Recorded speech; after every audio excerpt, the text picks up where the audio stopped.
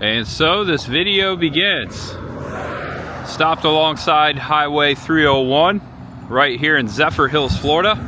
Atop of this hill, on the side of the road, an abandoned home. Check this out.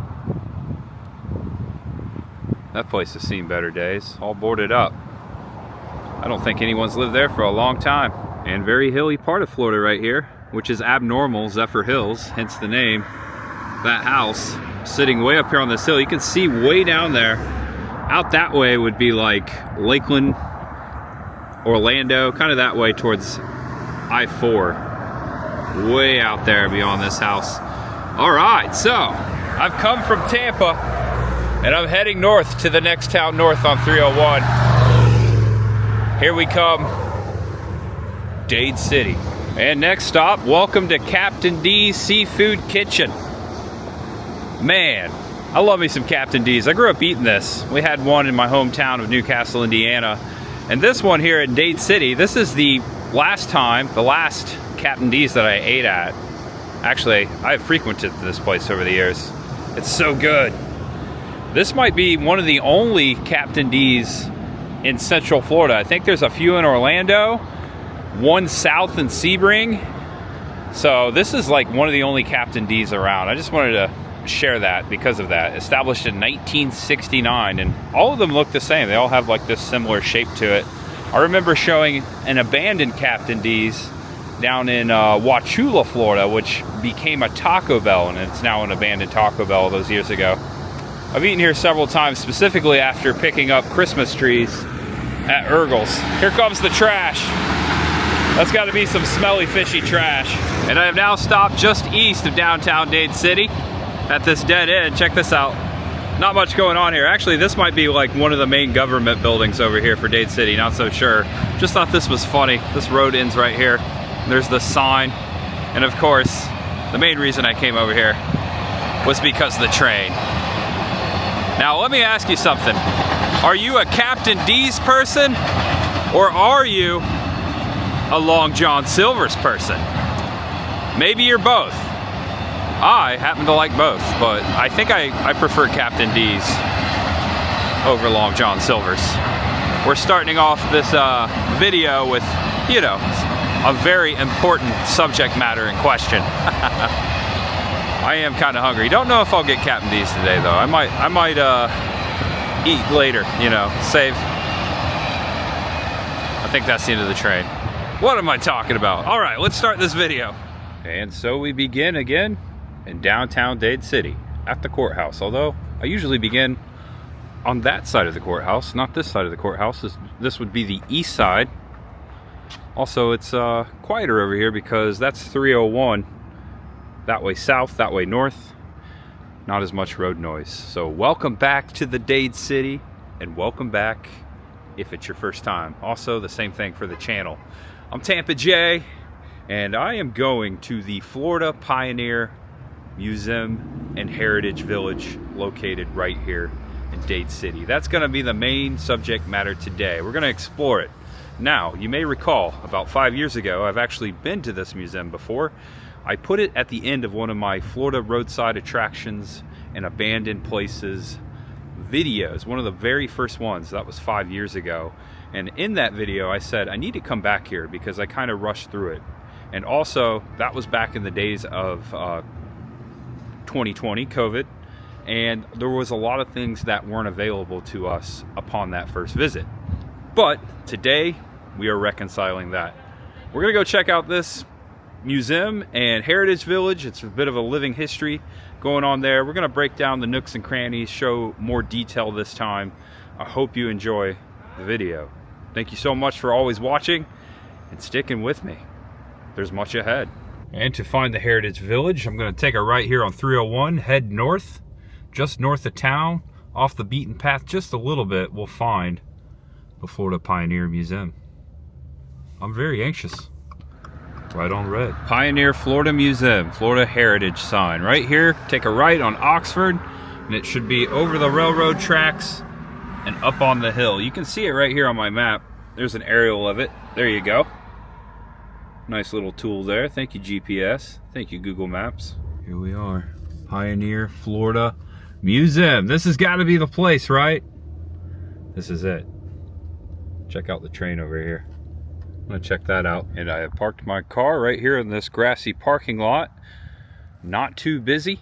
It looks like this museum is open Tuesdays through Saturdays from 10 till 5. And before we head in over here, this is the main entrance. There is something hiding in between these palmettos, dedicated to the memory of William M. and Emily Larkin, supporters of the museum from its inception. Emily's generosity in memory of her husband promised the museum to be located on these 21 acres, once part of their ranch that they called Little Everglades. Emily actively supported her husband's agricultural and civic endeavors, and for many years served as a trustee of the museum.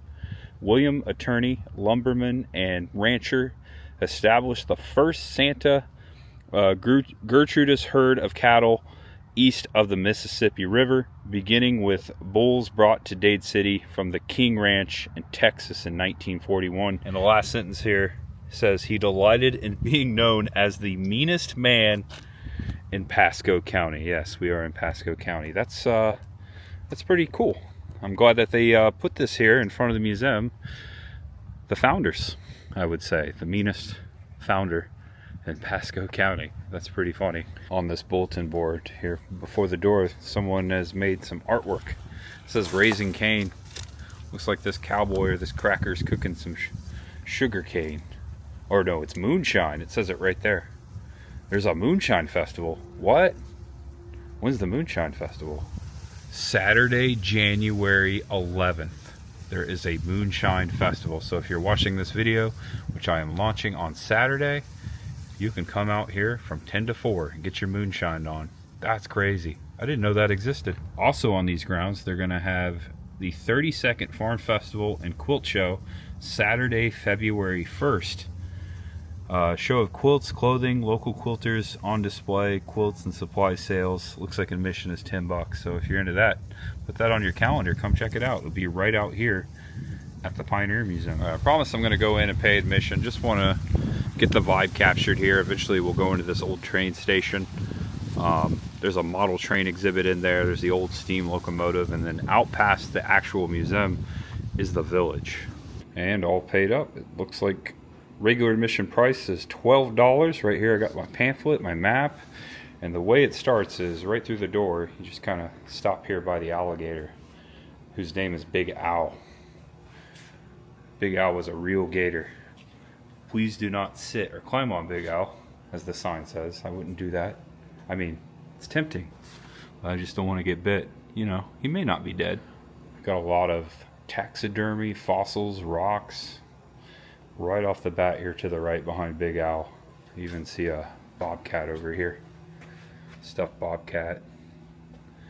Look at this guy, he's a raccoon. And up here you got a wild boar. Some fish. Got a big bass up there. Check out the turkey. Gobble gobble. And this is talking about the lost tribes of Florida, the native people. In this area, I've talked about the Toboggan, specifically in the Safety Harbor, Tampa Bay area. You've got the Ocala and Ocala, all the names of different native people from the area. I was just talking about the Calusa down near the Everglades the other day. It says Native Americans have lived in Florida for more than 13,000 years. Hunting, gathering, and fishing was a prevailing way of life.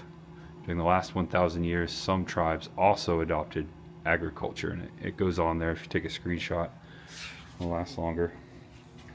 Very cool to always see Native American artifacts, prehistoric arrowheads. My grandfather was really big into that. Actually, his name was mentioned in several archaeological books that dealt with the Midwestern prehistoric tribes.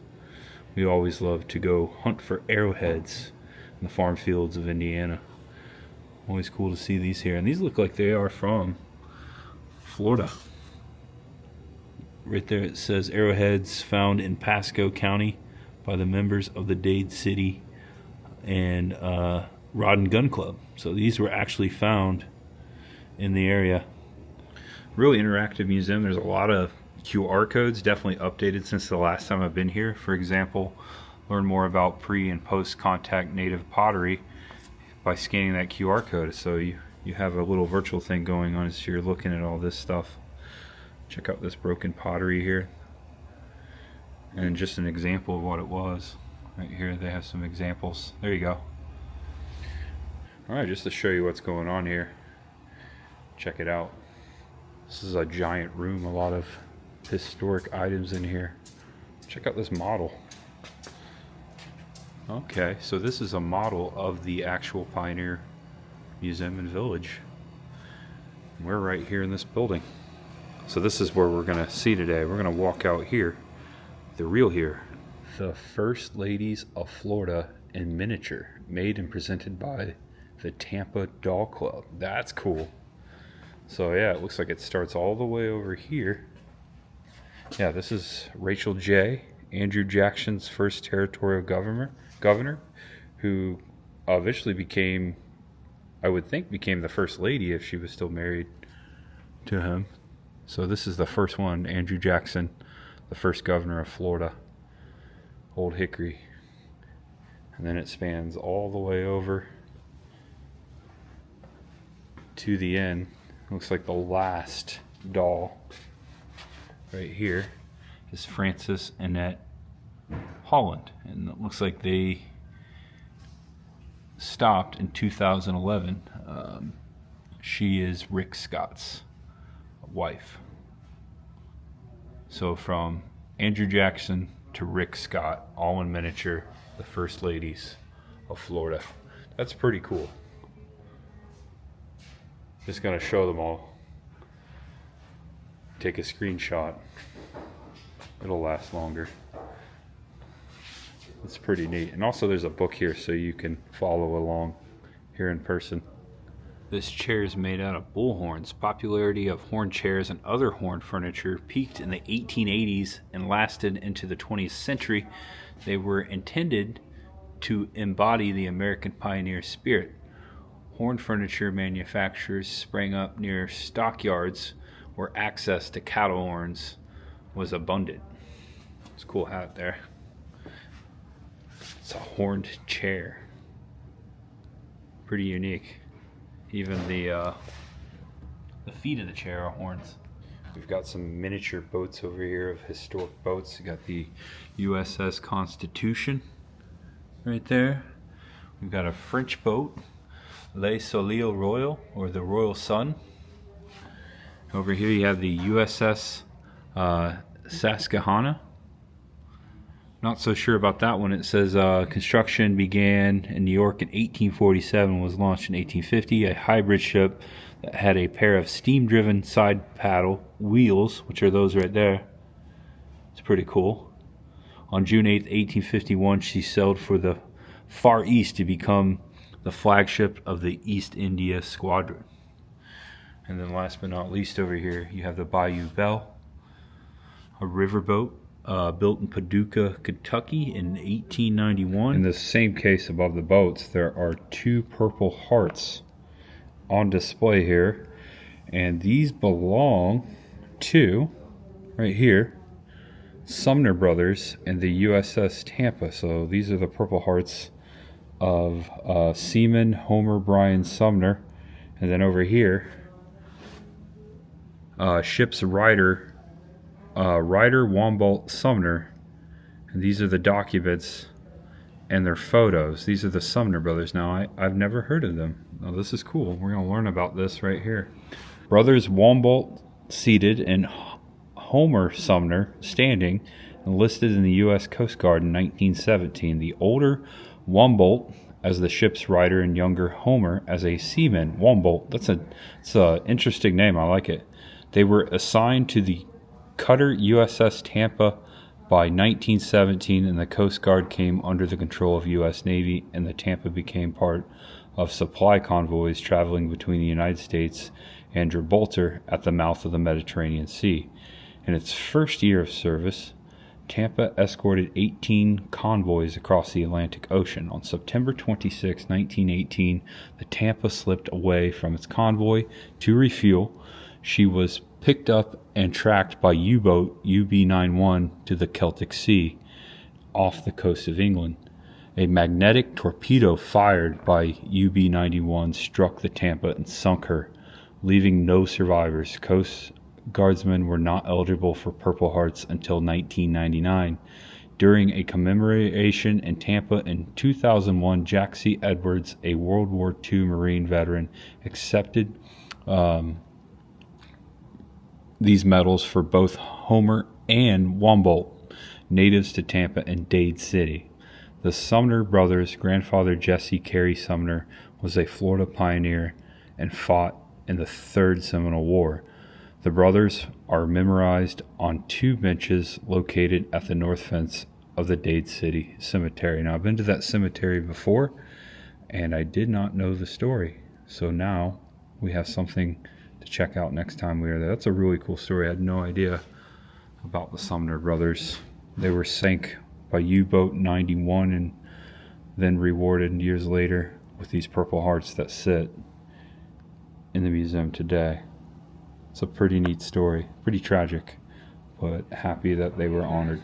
So far, there's just so much to look at, so much to take in, a lot of military history in here, not just with Dade City, but around the United States. A lot of stuff to look at inside the museum. There's a couple rooms we still haven't entered, just to show you what's going on here. This looks cool. There's a lot of antiques in there. Wow, look at all this. Now, I think this whole entire room has to do with quilting. Got a quilting machine over here. Also, look at all the irons. A collection of antique irons. Whoa. Okay, yeah. It's a timeline of irons going starting all the way over here on this part of the room, up and down the walls, and then over here some more later ones. And I say later, like probably 50 years old. These are known as SAD irons, S-A-D. In the Webster English Dictionary of 1828, the word sad was defined heavy, weighty, and ponderous. The sad iron appeared in 1830. It was an instrument used to smooth clothes after washing. Sad irons were also used for furniture, veneer, hats, billiard tables by tailors, and even photography. On December 15th, 1836, fire destroyed the U.S. Patent Office. All patents filed prior were lost, so it's hard to trace the progress of the sad irons before that point. Wow, that's a fun fact I didn't know. Who knew that the U.S. Patent Office burnt in 1836? So who knows what was patent before that? That's cool.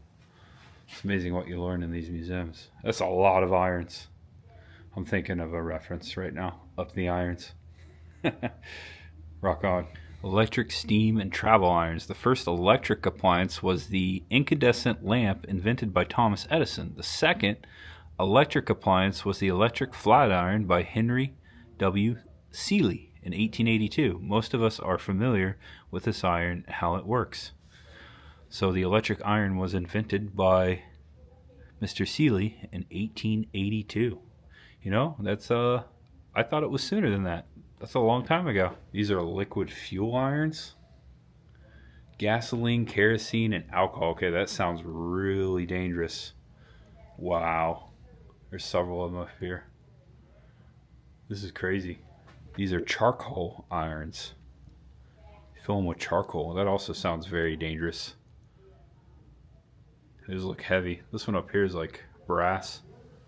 Really pretty. Got the wood handle. This is a charcoal iron. Really cool that they have all the descriptions of the different irons on the ironing boards, antique ironing boards before the wall of irons. It's a lot of iron. I'm going to read about the flutter machine, which I'm very curious to see how this works. I have no idea. Right behind there, a wall of them. Flutter machines. Pretty cool. The mid-1800s brought the flutter machine. The machine had two rollers with grooves in them. The fabric was put between the rollers. that were turned with a hand crank. The rollers were warmed with metal rods, known as lugs, that were heated and inserted in the middle of the roller. Some came with 2 sets of lugs, so one could be heated while one was being used. The pressure between the rollers would be adjusted. Okay, so you used to heat your clothes and wring them through that thing. That's crazy. And this right here, this is a rod. Look at it. That's unique. It looks like that's the holder. This is known as the gophering iron. In the mid-1500s, ruffs were worn first in Spain, then France, and shortly after in England. They were pleated while wet with cold sticks. In 1575, the gophering iron was introduced. It was a hot stick and was said to work better than the cold to make a ruff. So if you ever seen those, Shakespeare wore one, actually, I think. The ruffled colors, I think that's what they're referring to, the ruffs. This is how they would get those ruffs going with the gophering iron. That's cool. And also over here, the fluter. Gophering irons were very time consuming, making one pleat at a time, so the fluter was invented. There were hand fluters, machines fluters, and combination fluters, and sat irons. All of these instruments made numerous pleats simultaneously. So these were made to make the fluffs and the pleats. I am so intrigued with the history of the irons. And being that the Quilt Festival will be held here, I'm sure this room is going to be filled with a lot of people on February 1st. I think that was the date, that can tell you more, not only about irons and quilting. They're going to have that festival out here. Really cool that they have all this stuff donated to them. We've got more irons over here before the door. We've got dresses that were made, more quilts. This is a really neat room. Also out the door there, you can see one of the cabins we're about to go to. Really neat. Fascinating. All right, here we go. Out into the village. Looks like they're setting up for the Moonshine Festival too. Got a tent out here. The bell rang. Bell works. Hello. Welcome back to school, friends. Check it out. A lot of desks in here. And a nice little breeze. Both doors open. Old iron stove right here. Check it out. The ductwork incorporated. Nice way to heat the old house. Doesn't say where this schoolhouse came from. Hopefully I find something. Oh, look at that in the corner. The dunce hat. Oh yeah, that was a fun one. And look at that train going by outside. I located the name of the school. Lakuchi Schoolhouse, first grade classroom, circa 1930. Now, we've been to Lakuchi before. It's just north of here. Just a little northeast off of, I think Highway 27 or 98. But we've definitely been there before on the Roadside Attractions and Abandoned Places series. I wonder where this used to sit in Lakuchi. Really cool schoolhouse, tall ceilings, wood burning stove.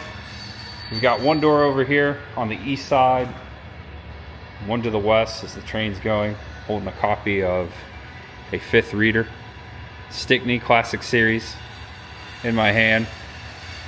Looks like we're free to like sit in here, draw on the chalkboard, sit at the desk. And what I'm about to do, hold on, bell. Class, what I'm about to do is sit in the corner and wear the dunce hat. I got to, right? All work and no play makes Jay a dull boy. All work and no play makes Jay a dull boy.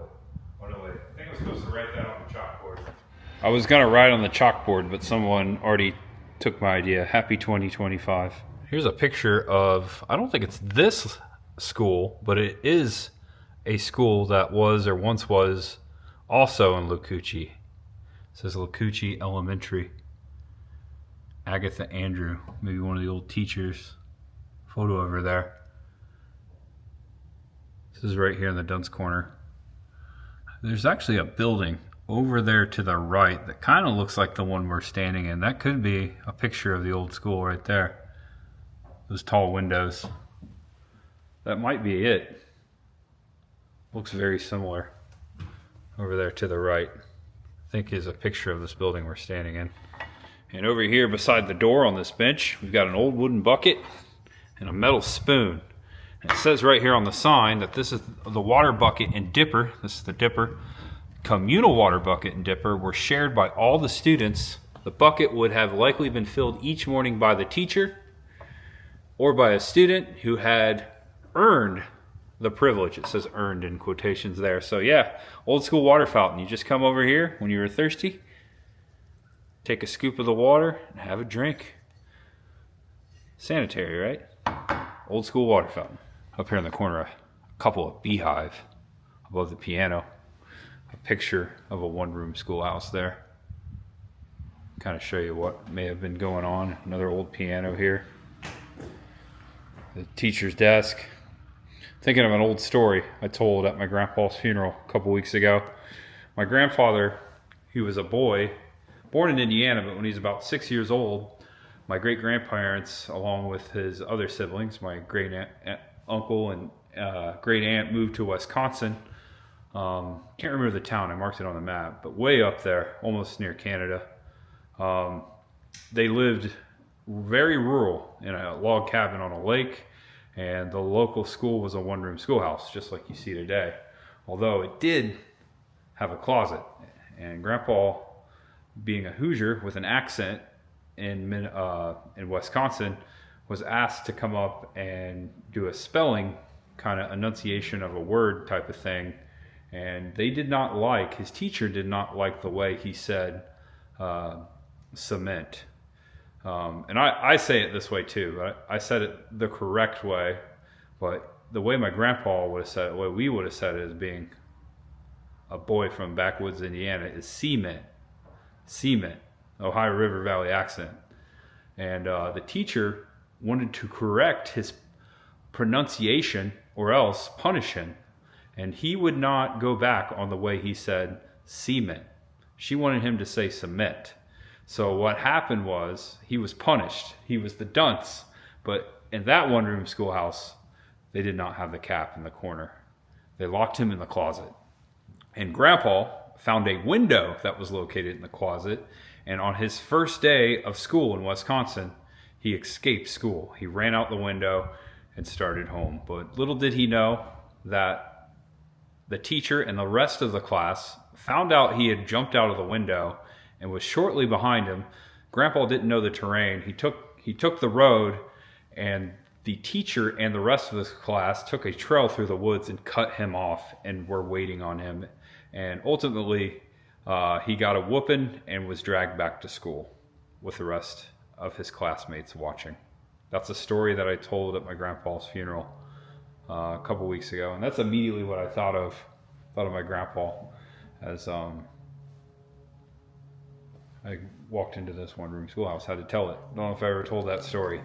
So as we stepped out in the bright sunlight of the school, we're looking to the right. It looks like they've already got a vendor set up here for tomorrow. Be Good Honey, flbegoodhoney.com. Check them out. I'm sure they're going to be selling some cool stuff.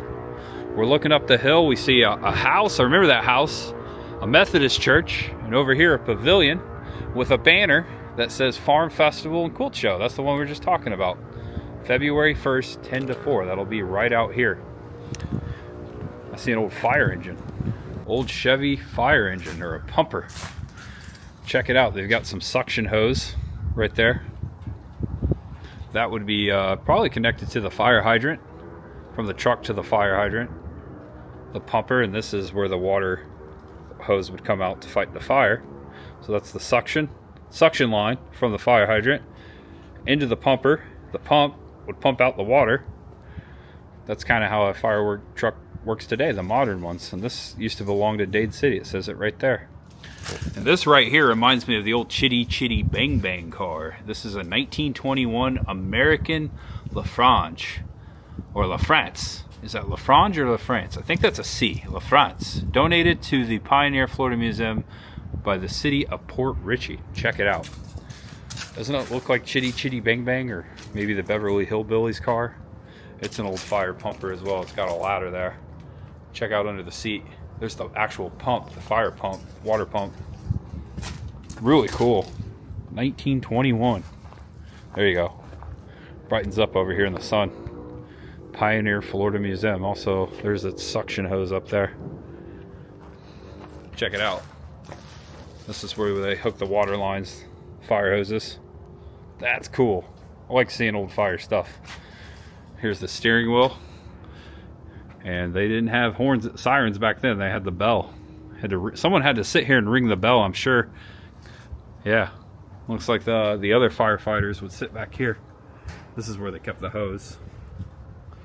Maybe, yeah, they were probably, actually, I can imagine they had a couple firefighters just standing on the tailgate, riding to the fire. Here's the backside of this old Chevy, too. Let's say this is a 1949, if I had to guess. 1949 Chevy fire truck. Follow the red brick road. Check it out. All the way up into the United Methodist Church, Enterprise United Methodist Church. Very pretty church. On the sign it says 1878. Church built in 1878. And just like Sunday, the doors are wide open. Please, no food, no smoking, no drinks. Inside, thank you. Wow. Hello. It's a beautiful church. Really good shape for 1878. Wow. Coming up on 150 years ago. Holy cow. 140 something. Some sort of an altar back here in the corner. Please do not touch. Oh no, it's an organ. See the keys right there. Old organ. Looks like they have places where you can put your candles. No history on it. Very pretty. And across the way, like directly across the way over here, is another one. I'd say this one's a lot newer. Another organ, pedals down there. And over here beyond the church pews and between the two windows, Enterprise United Methodist Church. In writing, names of former people of the church. I see Sumners. We learned that name. The Purple Heart receivers. It looks like we can step up here. We just can't go beyond this rope here. Another piano. The pulpit. We've got the Methodist hymnal here, overlooking the congregation. Just you and I today. You can definitely see the age to the church out here. Really cool that it's sitting here today. Living history. Some of my favorite stuff to see. These back roads, roadside museums are really cool. You never know what you're going to find. How about a little fire scarecrow? We got a little garden over here. See the scarecrow over here? A couple sheds. Maybe a corn crib. This is on the far right side or back side of this yellow house here. I remember going up in there. I see something in the window. Do you guys see that? It might be the trees reflecting in the window. The Spanish moss. That or there is someone up there rocking right now. I am freaked out. Do you see that? If you can see it. But it appears there's something in the window, but it's the Spanish moss waving in the wind, reflecting. That's... Whoa! Okay, you can tell I'm very paranoid right now. I got goosebumps on my goosebumps if you could see them. Something over there happened. I think it's all the wind. Also, you got this. Scary. Scarecrow. Scary. Alright, this is not a corn crib. It's a hen house. And that's the sound we just heard. The metal roof. Waving in the wind. Clanking. Don't see any hens in there. Old shed over here. Let's look in the shed. Oh, check it out. Storage building made of cypress tree by Fred T. Bromley, 1931. That's really cool. Got a horseshoe at the top of the door. Also inside, got like a workbench, all kinds of tools going on. It's really cool that they've documented that this was built by this man in 1931. Check out the old antique lawnmower. And as we head into this house, around it, inside, I'm remembering a moment in the upstairs, oddly enough, of a creepy doll. And it may be in that exact window. Maybe she remembers me. Maybe she's not up there anymore. We're about to find out. It's a really pretty house, by the way. I like the yellow. There you go. All right, you guys ready to go in? Let's do it. Welcome to the Overstreet house, built in the mid 1860s, so among the Civil War maybe. Nice door right here in the center of the house. We got a porch swing, got a rocking chair. Over there we got another bench, a seat, screen door, open. Hello. Check it out. Is there anyone upstairs? I hear something. Hello. It's a big place. Look at this. It's like the living room. A lot of antique furniture in here. It's very cool. I keep hearing things.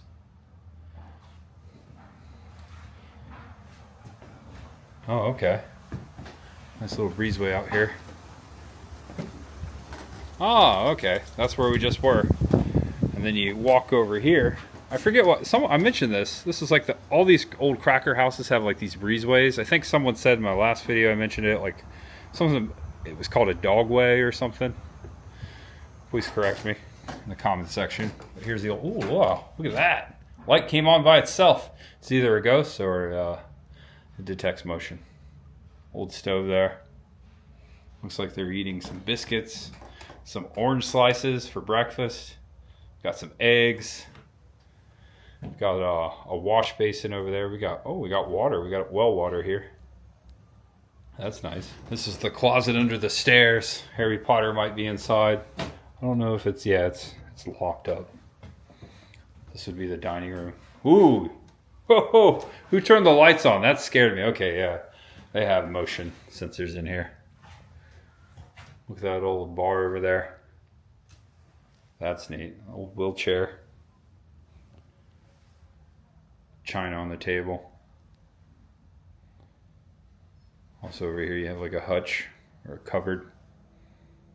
This is really pretty. Alright, are you guys ready to go upstairs? Not gonna lie, I'm kind of nervous. I saw something in that window. Use stairs at your own risk. The stairs are original to the house and are steep and narrow. Please be cautious if you decide to go to the second floor. That's not helping. Alright, here we go. You know, they're pretty firm though. We got a nice place to hold on here on the rail. Looks like we can go to the left or to the right. Wow. There's a creepy doll over there. Not the doll I was thinking of though. Check out the old tractors. I used to have a tractor just like that. This is more like a room between two rooms. Old bed over here. Check out that bathroom. Yeah, right there. Old school, baby. So you don't say you don't have a pot to pee in the middle of the night. You got one right there in the chair next to you if you needed it. Okay, this is the window. You can see the Spanish moss blowing right there. I was getting the reflection. It looked like there was someone like sitting in that chair from downstairs.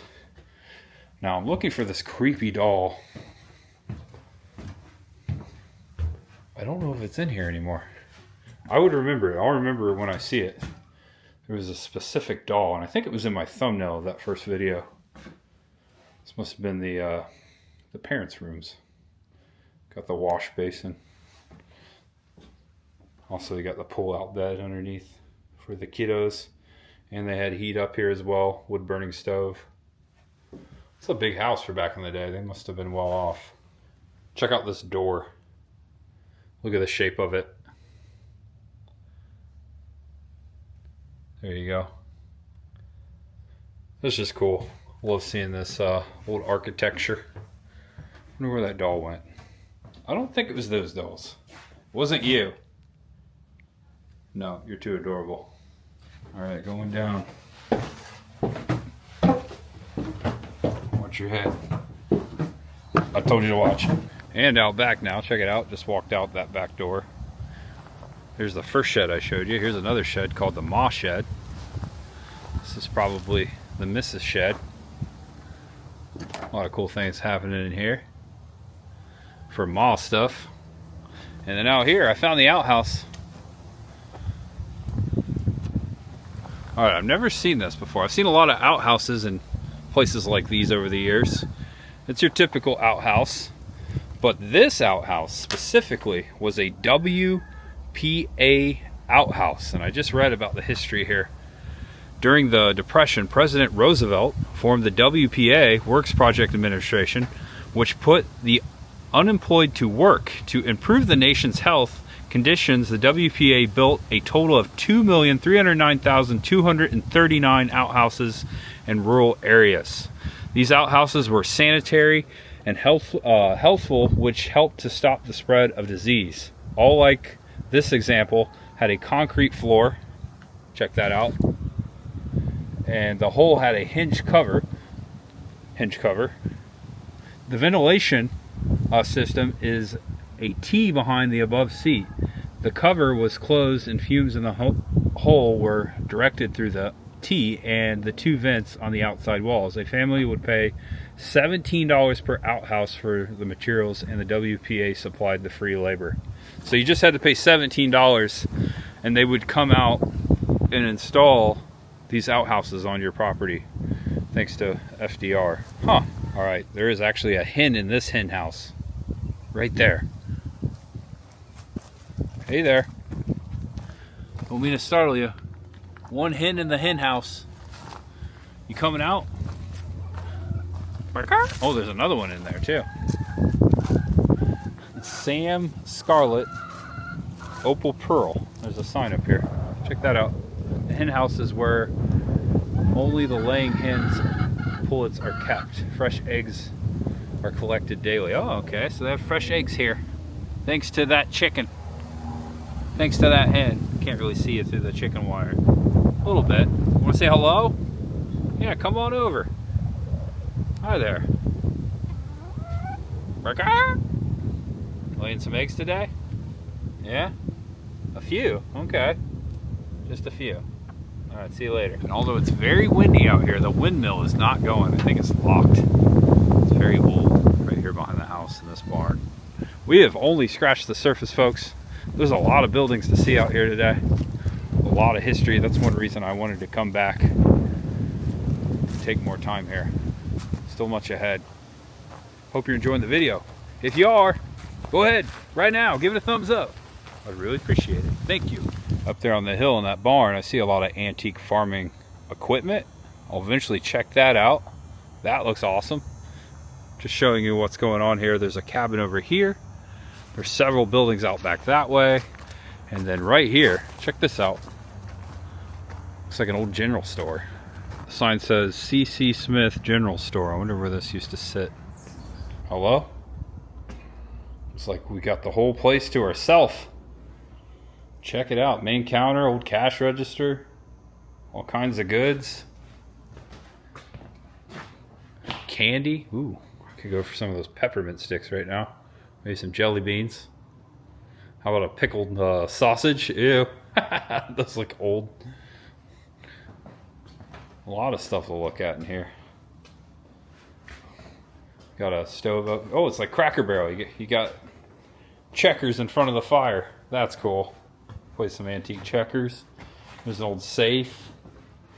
Also, a lot of the general stores were the post office. I'm thinking of the Richland General Store / post office we went to about a year ago. Same situation. General store / post office. Here you go. Here's more of the post office. Where did this used to sit? There's no one here to talk about its history, but there's got to be a sign somewhere. Hello? Anyone home?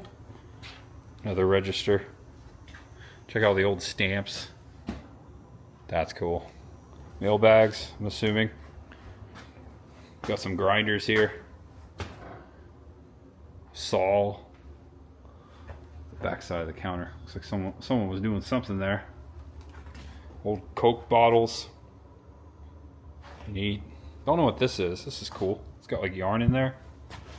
Like a yarn dispenser. Old kettle. Here's an 1890 coffee grinder. Enterprise Manufacturing Company, Philadelphia, Pennsylvania.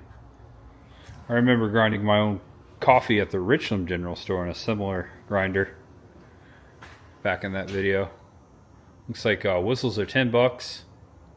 Candy sticks 2 for $1. Okay, so they actually sell goods in here during the events. Old scales.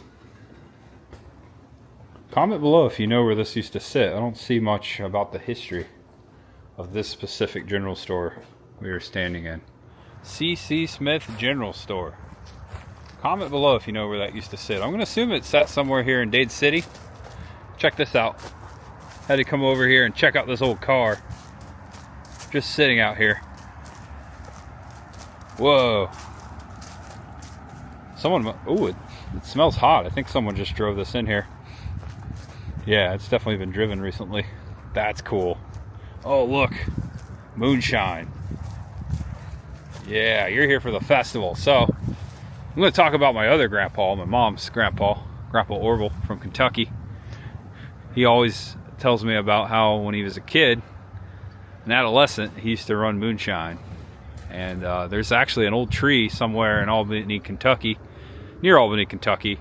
The day he decided to break up the distillery, he threw a copper worm up into the tree. And legend says that that worm is still up there today. That was put up there by my grandpa, if anyone knows of that worm. I've always wanted to try to go and find it. I've never been to Albany, Kentucky, but I really want to go check that out. Moonshiners, yep, in the family. And we're cutting between this building and the old general store. I'd say this is the northwest corner of the property. I definitely don't remember this, all these buildings out here. There's an old steam engine here. Look at this. That's cool. Used to go to the Rushville steam engine show with my grandpa, Rushville, Indiana, where they get this stuff going. Old stuff. This is really cool. I don't see a plaque or anything. Cool to walk around it though. Huge hunk of iron.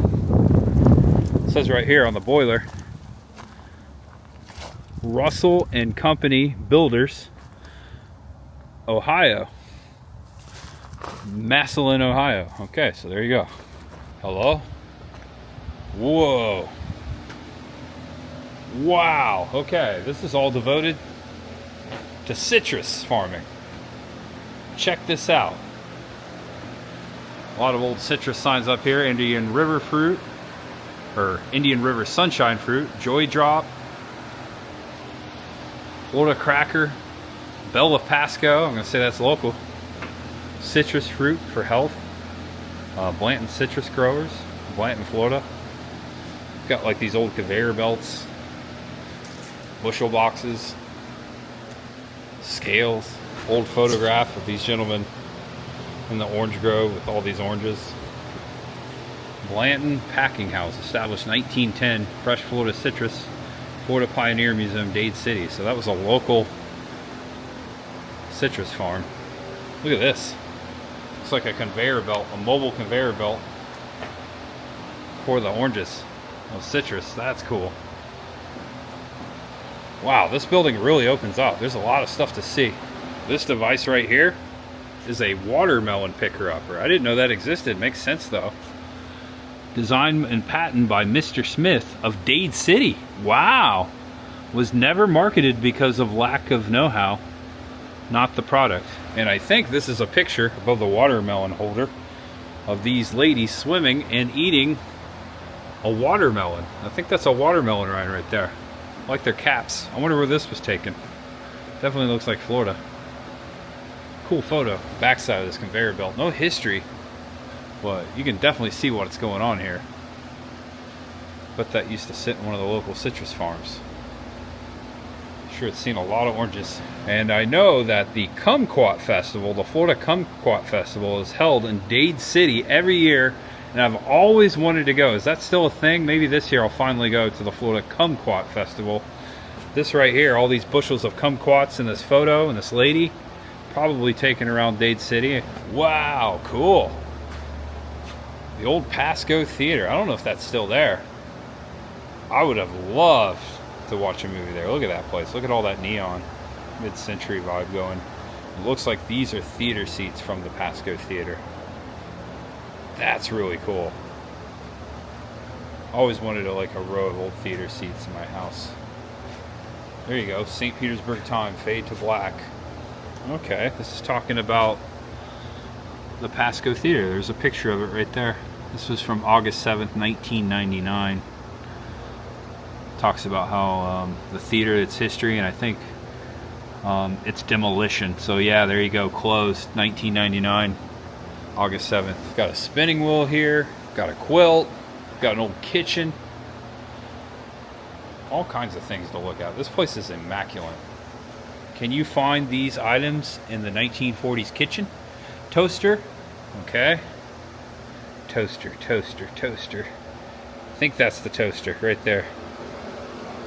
Right there. Okay, what else? Lunchbox. Lunchbox. Want to see a lunchbox in here? Probably yelling at the screen. Oh, there it is. You see it? It's next to the thermos. Okay, this is fun. All right, one more. Wall phone. Where's the wall phone? It's got to be on the wall, right? It's actually right there. That's fun. All right, scavenger hunt. I love it. 1940s kitchen. I like the ice box. Also, an electric iron. Look at that. More citrus equipment here. Another conveyor belt. Looks like it worked on a pulley system. This was electric. Huh. Oh yeah, these are fans in here. Wonder what this was utilized for. It even goes down over here. Oh, another conveyor belt with oranges on it.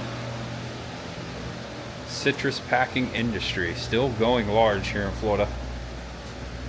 Thinking of Tropicana right now. Wow. Okay, there might be some history in here somewhere. I wonder where this came from. This is really neat. Just keeps going. Here's a sign here. What's this? Packing house. The Florida Gold Packing House was built in 1916 in Eagle Lake, and 8 years later it was converted into Florida's first grapefruit canning factory. Fruit was hauled by mule-drawn wagons, dumped into tubs and water, and scrubbed with corn cobs. The lye peeling method was used, and fruit was sealed in glass jars. That's all it says. Just keeps going. Fake oranges. Now I want an orange. It just keeps going. Wow, this place is huge. Okay, this is cool. Timeline of citrus of Florida. From the earliest explorers to modern day pioneers, citrus has been a key ingredient in the rich history of Florida. It's a pretty nice timeline. It starts at 1513 with Spanish explorers Ponce de Leon, Cortez, and Hernando de Soto bring citrus to Florida, where it is spread by Native Americans. So, okay, the Spanish brought citrus to Florida. I didn't realize that. In 1809, the first grapefruit arrives in Florida when Audit Philippi brings seeds of shaddock and established groves on the west coast of Florida at Safety Harbor in Pinellas County. The Duncan grapefruit is developed from its first planting. Well, I'll be darned. I was just in Safety Harbor, grew up in that area, Oldsmar. I had no idea that's where the first grapefruit farm was. First time I've heard that. Philippi, what's his name? Audit Philippi. I wonder if he was where he was from. Something just clicked. Philippi Park. Philippi Park is one of my favorite places in all of Tampa Bay. There's a Native American mound of the Tocobagan I've shared so many times. Had to be named after that man. It never occurred to me where Philippi Park got its name. The stuff you find, the little treasures like that you find in museums like this is what it's all about to me. I got goosebumps on my goosebumps right now. Audit Philippi. Philippi Park, Safety Harbor, grapefruit. In 1860, the community of Leesburg, located at the head of the Ocklawaha River, emerges as the first citrus center of the state. From as far away as 50 to 60 miles, oranges are hauled by horse and wagon or by boat across the lakes. That's pretty neat. This is an awesome timeline. I could sit here and read the whole thing, but I'm just going to cut to the end. This is the last post here, the year 2000. This is obviously 25 years old. It says that the Florida Department of Agriculture, Commissioner Bob Crawford, launches an aggressive $110 million citrus canker eradication program, the most comprehensive plant protection program ever established. And exiting the packaging house. That was really cool. I could have spent a lot more time in there. But there's so much more to see. New Holland Tractor Company. Not so sure what this machine is. Looks like some sort of a pump. Oh, sprockets in there. Oh, there you go. Almost like a wood chipper. That's cool. Oh, you know what this is? I think it's for citrus. I think this is to pick the oranges up. And probably connects to like what we saw in there, like a conveyor belt or something, if I had to guess. Made by New Holland Tractor Company though. Can at least read that. I don't see any animals inside, but oh wait, nope. Thought I saw something there, but this is where they keep the animals if they bring any out here, I'm sure. Also something gone. Oh, this is I think this is the blacksmith. No good cheating blacksmith hut. Natural cane syrup for sale. Okay, this is a caning station, not a blacksmith station. Caning, sugar caning. Big industry here in Florida. I've seen a couple of these upon my excursions. This is a cooking kettle for caning, and I think they actually do it out here. It looks like they have live demonstrations. Here's the old turners, the cane turners. Put the cane through there. You would manually spin this around to activate this press and feed the cane through. And they usually did it by horse or by mule. That's what these are. There's a bunch of them. Never seen so many of these like cane turners in one place. That's pretty cool. I wonder where all these came from. This green one on the end from the Chattanooga Plow Company, Chattanooga, Tennessee. Like that. Look at that beauty. Farmall. Yeah. Love a good old red Farmall tractor. Got one at home. A small one. This is Miss Dorothy. Hey, Miss Dorothy. Says it right there. It's a McCormick Farmall 100. Beautiful tractor. Love the red. International Harvester. Wow. Yeah, that's a beauty. It looks like it still works too. And look at this. Out past the caning shed, out past the tractor, a bed full of sugar cane. Wow, just saw a bunch of this in South Florida around Lake Okeechobee. They're going to be cooking some cane here this weekend. I can feel it. That's for sure. Man, I wish I didn't have plans tomorrow, or I'd be out here for the Florida Moonshine Festival. Always next year, I guess. Maybe sometime I can come out here and see this processed. I'm interested. I've never seen it done before. All right, it just occurred to me. This tractor is hooked up to a belt, and this belt is powering the cane turner or cruncher. I don't know the proper word, but that tractor right there was powering this. The Teague Hardware Company, Montgomery, Alabama, created. Right there's the plaque. Cane turner. That's cool. And look, there's some cane ready to go. Well, I'll be cane grinding and syrup making. I didn't see that sign before. There you go. And before this red building over here, which we're about to go into, this is new. I don't think this was here the last time I was here. It definitely wasn't open. Got these signs. St. Augustine that way, 150 miles. New Smyrna Beach, which is just south of the coast there. South of St. Augustine on the coast, 112. And 160 miles to Jacksonville. And this one over here, Tallahassee, 220 miles. This building here is the Fiber Arts Cummer Sons buildings, town of Lacoochee display. Lacoochee. Okay, let's go inside. Sawmill exhibit. This is really pretty, I can already tell. Nice wooden floor in here. A lot more stuff to look at in here. Sewing wheels here. Bank safe. Old cash register. A lot of photos on the wall. Looks like an old train station. Oh, it says Lacoochee right there. This is the old Lacoochee train station, which I think there is a train station on the other end of this property we're going to go to. I think it might be the old Lacoochee train station in this photo. No description of this picture, but these gentlemen are sitting on these old logs. Looks like an old cypress log there they're sitting on. Could be from around here. It's just a cool photo. Wakuchi Sunday School, 1933. Old photo there. This is really neat. So this is a tree trunk that was removed from a forest because they found a marking. You can kind of make it out through the plexiglass. See this marking here? It says right here on this picture, this description, that this is a 90-year-old U.S. government surveyor's mark removed from witness tree. In 1842, H. Washington government surveyor placed these marks on a cypress witness or boundary line tree in Pasco County.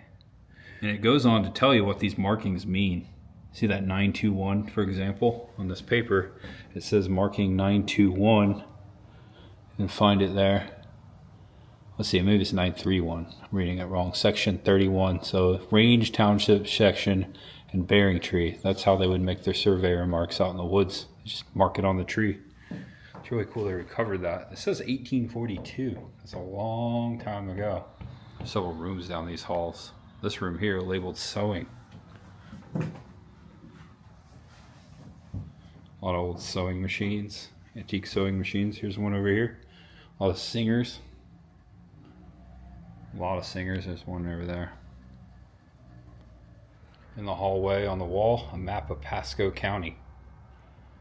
I don't know if there's any you are here, but we can find where we're at. It's a rectangle. This used to be part of Hernando County. It broke off into Pasco. This is Dade City right here.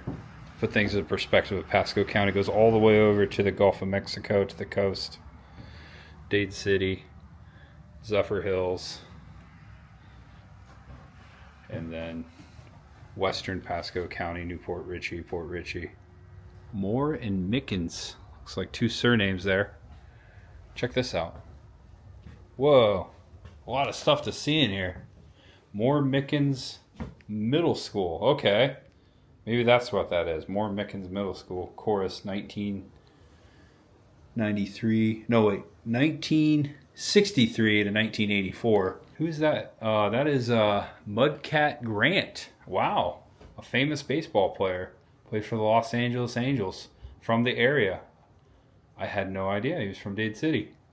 That's cool. Mudcat Grant. Mudcat was from right here in Dade City. Check out this newspaper over here. He was a pitcher. Mudcat still making his best pitches. That's really cool. I love that name, Mudcat. That's a cool name you had there. Los Angeles Dodgers. There's also a newspaper article in here from 1961 of Charles Presley, another baseball player that came out of Dade City, of Mickens High School graduate.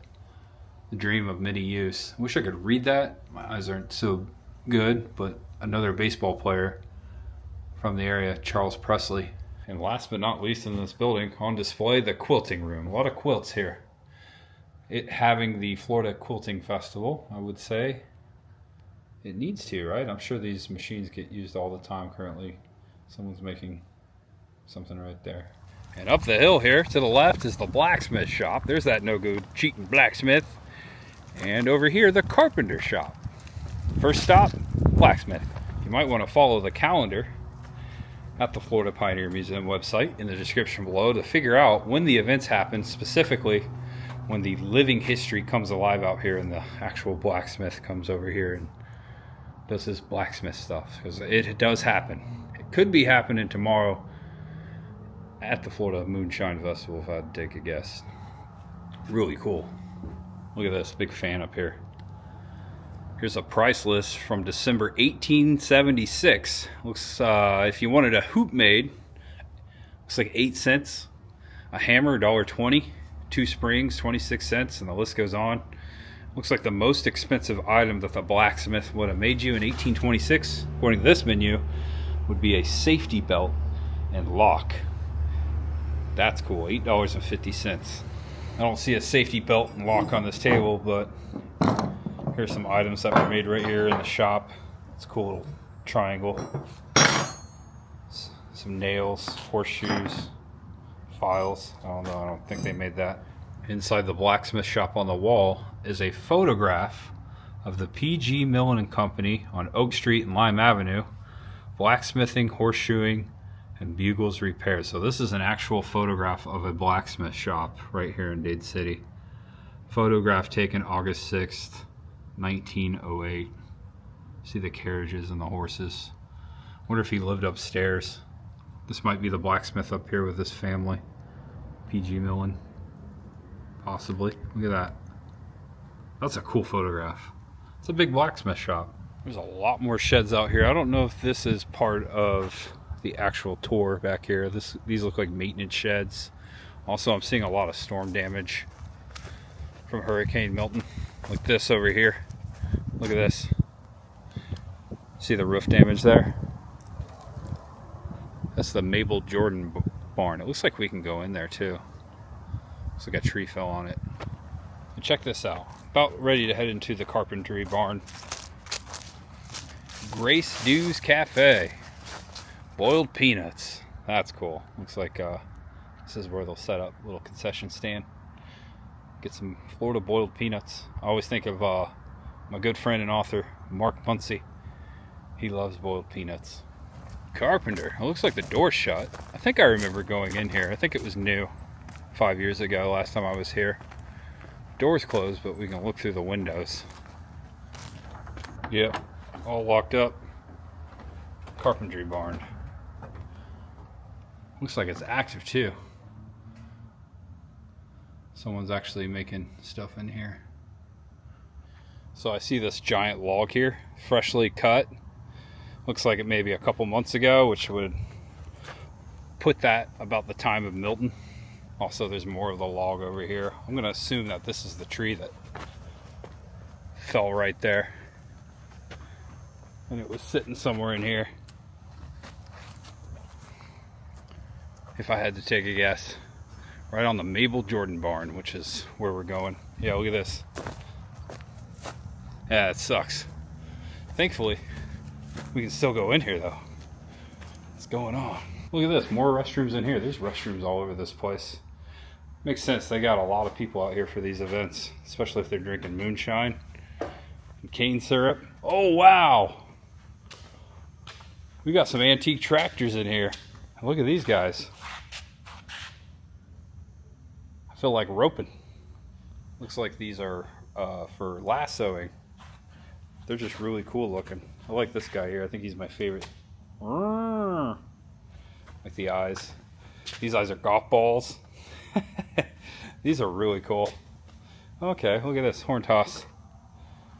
It's a game. Oh, I almost got that. Fordson. I think it's a Ford. Looks like we could walk in between the tractors and the vehicles here. And the wall. We've got more irons in here. We got stoves. Another Fordson here. It really is a Fordson. Two of them. And then we got a John Deere. Really good shape. Love old tractors. Another John Deere. And behind it, red tractor. Not so sure what this is. Says it right there on the grill. Hold on, see if I can zoom in. I took a picture and made it last longer. Massey Harris Ferguson pony tractor manufactured in Toronto, Canada. Does not say the year. I like it. I like it a lot. We got an old Ford Woody wagon right here. Check that out. That's cool. That's a cool old car. Plenty of room for the whole family. It's got a 4-seater. Old hat there on the shifter. This is really neat. I don't know what year this is. I'm going to say 1910s, 1920s. Animal powered butter churn. Okay. Here's a picture. Looks like you put old Sparky up in here and he just starts running and churns your butter. I did not know this was a thing. It says in the 1890s dogs were expected to do their share of work on the farm. Dog operated treadmills. Okay, yeah, it's a treadmill. That could also be operated by sheep or goats were available through mail order in retail outlets. These treadmills had adjustable bridges to regulate power and motion. With a machine, a 30-pound animal could power the churning operation. This was called Lamb's adjustable animal power. With various attachments and two dogs could be used, called double dog power. I double dog dare you, and could operate such thing as a cream separator, corn shellers for mills and sewing machines, and the list goes on. Wow. I did not know that was a thing. So there you go. Your dog starts running, starts churning the butter right inside that box. Bella, you're lucky you're only 25 pounds. I love that stuff. Never knew that thing existed. Animal-powered butter churner. We've come a long way. And out on the front porch here, some more antique farm equipment.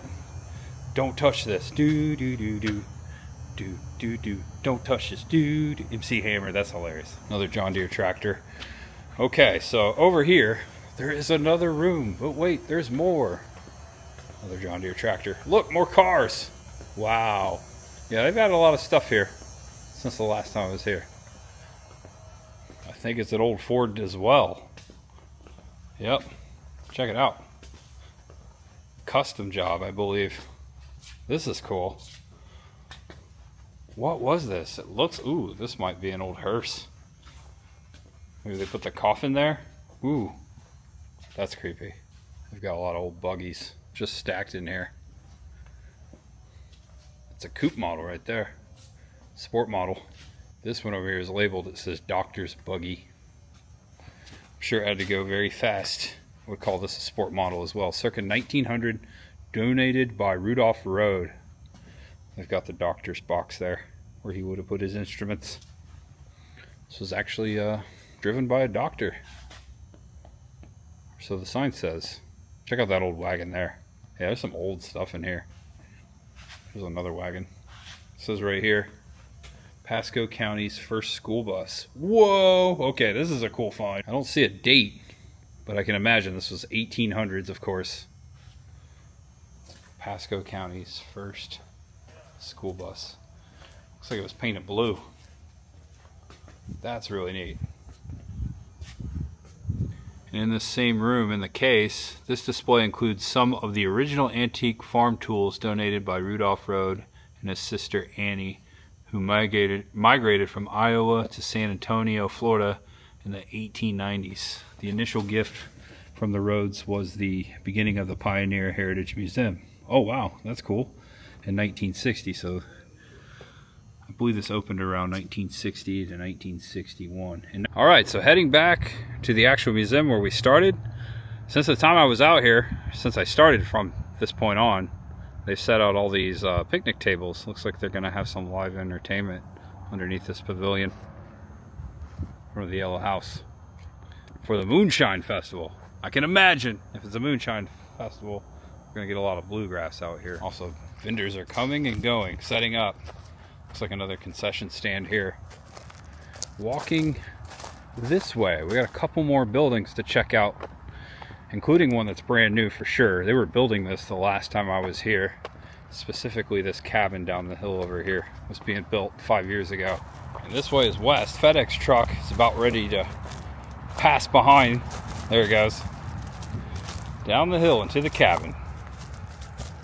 This was just a shell. If you go back in that old video I've been referencing, definitely remember just coming down here and checking it out. They were constructing it.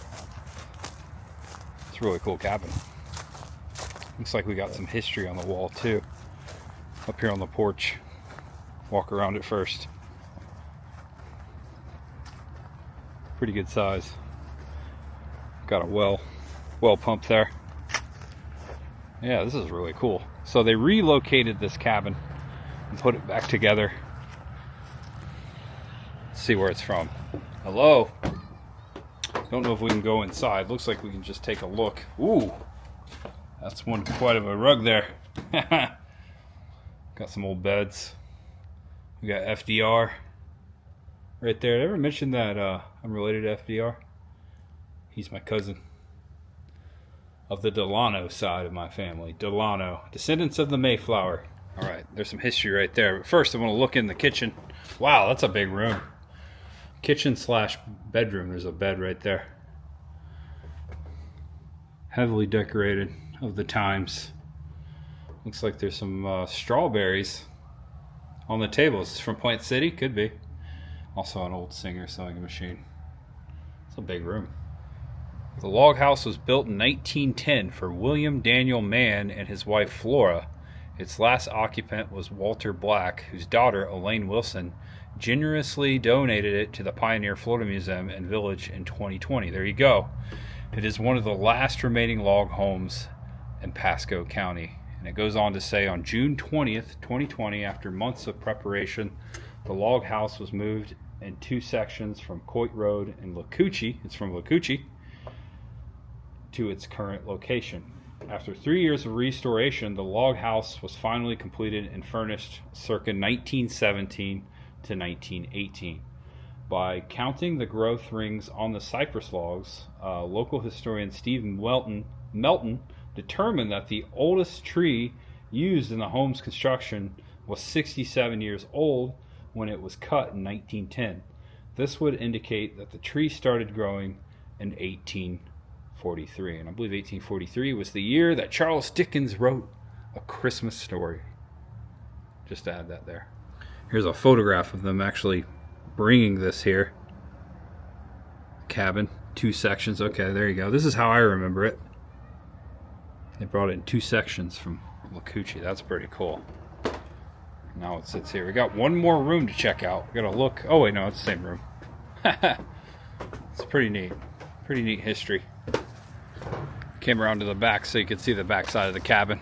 Door on the back side. No steps. You can really see the age of the logs there. I like that they painted it red. Railroad crossing. Look out for the cars. First, let's look at the steam engine. Then we'll head over to the train station. The old number 3. Right here on the boiler, it says H.K. Porter Company, Pittsburgh, Pennsylvania, USA, number 5484, built in 1913. That's the serial number right there. All aboard. Go take a look up here.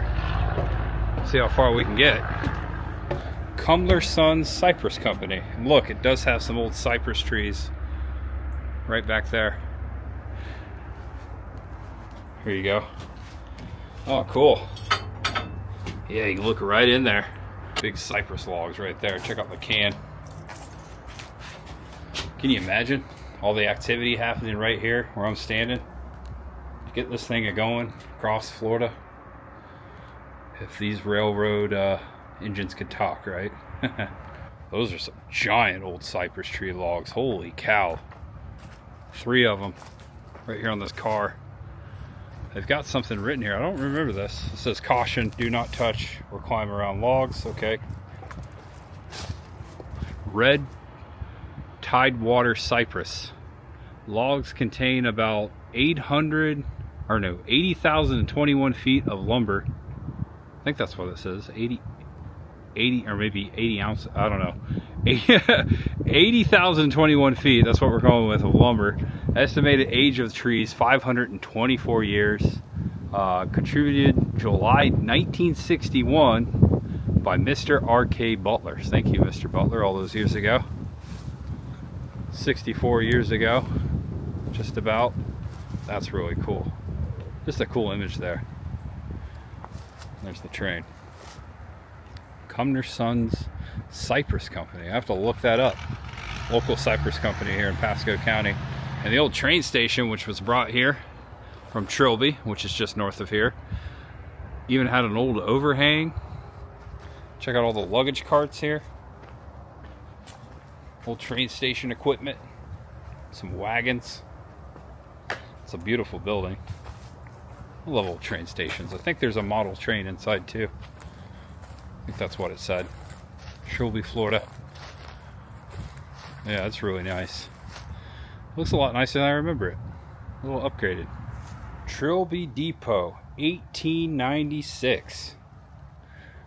Let's head inside. Also, there's another cart over here in a shed. And I come right inside the door. And this dude right here scared me. Oh my gosh, I thought you were real. Atlantic Coastline tickets. Keith Marks, the conductor. Hello, Keith. I like your hat. It's really cool.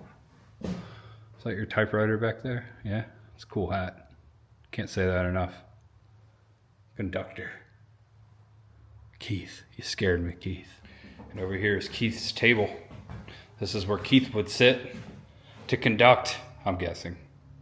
There's a lot of cool stuff in here to look at. Check this out. This is the mechanism that they would use to signal the trains coming down the line. Mechanical. And then I was reading over here, hold on, take a look at this first.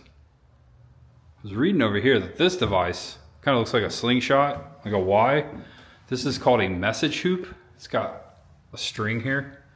When a train order was received by the telegrapher, he would signal the train by using the semaphore. This is what this device is.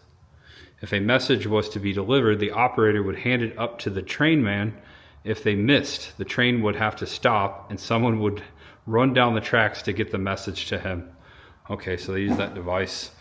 Oh wow, so the conductor would grab it.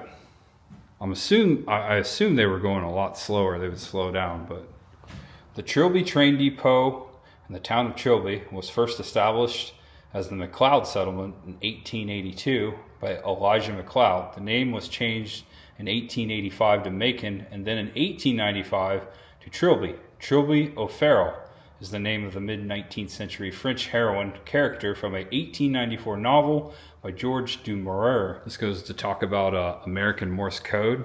Check it out here. We've got the Morse code machine. Looks like an old phone machine right here. Do-do-do-do-do-do-do-do-do. Telegraph, multi-line, test, and assignment board. So right here. Do-do-do-do-do-do-do-do. That's awesome. We've got a stove here. We've got some coal. Got some old pictures, perhaps, of this very train station right there. Looks like it. Someone painted that. That's beautiful. Looks like watercolor.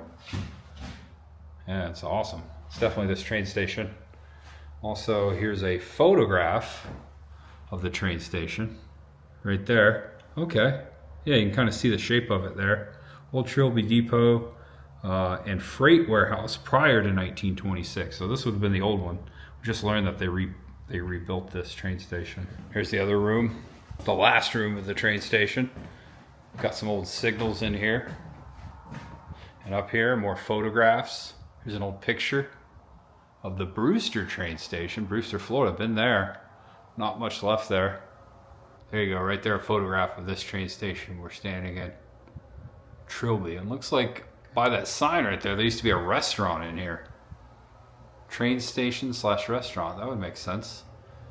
Eat while you're waiting for the train, or when you get off of it. Neatly and nicely displayed some artifacts from the actual train station here. Looks like number 13, if we can find it. Check out all the cool stuff in here. Number 13. Okay, here we go. Track spikes and rail fragments from sections of the Trilby line. So that actually came out of the old Trilby line, which is no longer there. Really cool to see these relics. Also, there's some old nails there. Number 16 is a long spot oil can. Came out of the train station. That's obviously a wrench. Alligator wrench used to turn iron and steel pipes on a locomotive. So that was actually used on the train. Cypress Company. Check out the men on the wagon here, or the railway cars working. Wonder what they're piling up there. Might be sawdust, I don't know. And there is another photograph in its spot before they built the awning. You can see the overhang of the Trilby station right here, sitting in the same spot in 1983. It's marked right there. That's really neat.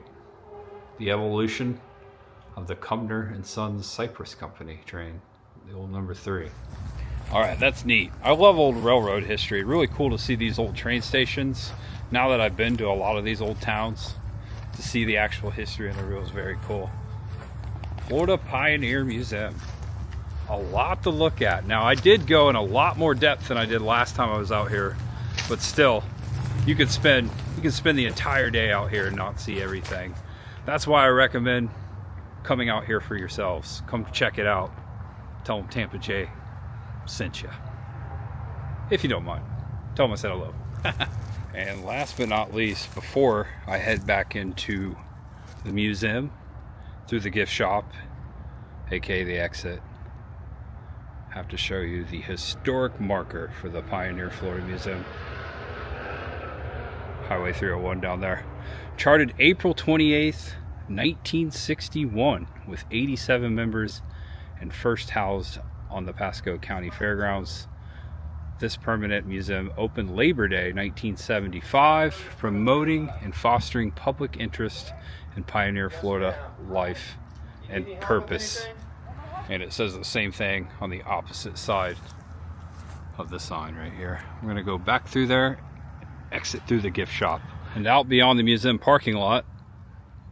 Check it out, they're ready for the Raising Cane Moonshine Festival tomorrow. Plenty of parking out here on the backside. Look at that, they're ready. So yeah, thanks for watching, guys. It's about time to end this video. There's still much ahead though. The tree fell down right here in front of the exit/entrance. There's the Trilby train depot. We're heading out of town. Actually, not too far. One last thing I want to see in Dade City. And I remember sharing this Clark gas station right here on 301, just north of the Pioneer Museum up there on the hill. I showed this a couple years back. It looks like it's also been damaged by Hurricane Milton. One of the silos fell over right here in front of these diesel pumps. Wow.